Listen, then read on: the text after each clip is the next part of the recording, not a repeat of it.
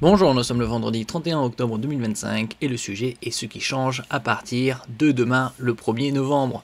Trêve hivernale, heure pleine et creuse, frais de succession. Une série de mesures sont à prévoir à partir du 1er novembre 2025. Parmi elles, une évolution des plages horaires des heures creuses pour encourager une consommation plus responsable ou encore le début de la trêve hivernale.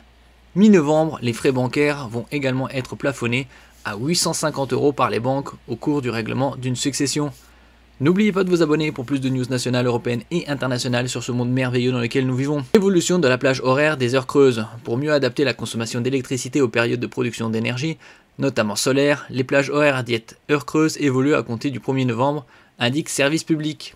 Ces heures creuses correspondent à des plages horaires où la consommation d'électricité est moins élevée, permettant aux foyers de bénéficier d'un tarif réduit sur le prix du kilowattheure. Concrètement, elles correspondent majoritairement à des heures de nuit entre 23 h et 7 h du matin, avec au moins 5 heures consécutives durant la période hivernale du 1er novembre au 31 mars. En été, elles ont lieu en journée de 11 h à 17 h, avec jusqu'à 3 heures d'affilée. Selon le site du gouvernement, ces modifications visent à encourager une consommation plus responsable en phase avec la production énergétique disponible. Les clients déjà informés par leurs fournisseurs d'électricité n'auront rien à faire. Les heures sont différentes d'un bâtiment, voire d'un appartement à l'autre. C'est Enedis qui les détermine et sera chargé d'effectuer les modifications à distance en fonction des contraintes locales du réseau. Le début de la trêve hivernale. Comme chaque année, la trêve hivernale débute le 1er novembre et prendra fin le 31 mars 2026. Durant cette période, les expulsions locatives sont suspendues même en cas de loyer impayé. Cette mesure vise à protéger les personnes les plus vulnérables. Toutefois, un propriétaire a le droit d'engager une procédure d'expulsion en saisissant le juge des contentieux de la protection. Une décision d'expulsion d'un juge ne pourra être effective qu'à la fin de la trêve hivernale.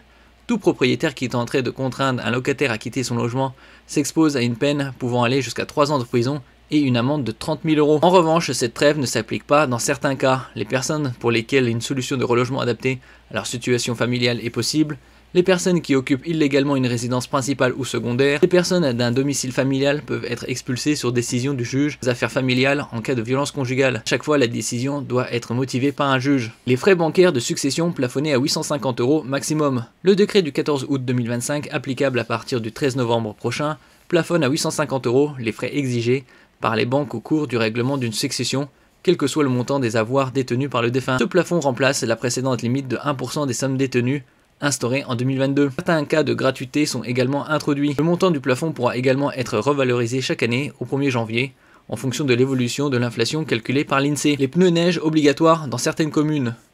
Les pneus hiver homologués ou pneus neige sont obligatoires dans certaines communes de 34 départements français, du 1er novembre au 31 mars 2025. Selon la loi Montagne 2, les automobilistes concernés sont contraints d'équiper leur voiture de pneus neige ou de chaînes aux chaussettes à partir de cette date dans certaines communes ou sur certaines portions de route. Ainsi, une quarantaine de départements dans les Alpes, en Corse, dans le Massif central, mais aussi les massifs jurassiens et vosgiens, ainsi que dans les Pyrénées sont concernés. Cette obligation s'applique aux véhicules légers, aux utilitaires, aux camping-cars, aux poids lourds et aux autocars. En théorie, un conducteur qui ne respecte pas cette obligation s'expose à une amende de 135 € et une potentielle immobilisation du véhicule. Et à cette date, le décret permettant de préciser le cadre de ces sanctions n'a pas été pris. Un affichage pour renforcer la prévention et le signalement. À partir du 19 novembre 2025, tous les établissements sportifs, qu'ils soient publics ou privés, devront répondre à un affichage obligatoire. Celui-ci doit inclure les coordonnées de Signal Sport, la cellule nationale chargée du traitement des signalements violences dans le sport, sexuelle, physique, morale, ainsi que les dispositifs d'accompagnement des victimes et témoins de violences, discrimination ou maltraitance. En cas de violence, victime ou témoin, chacun peut signaler les faits à signal-sport@sport.gouv.fr.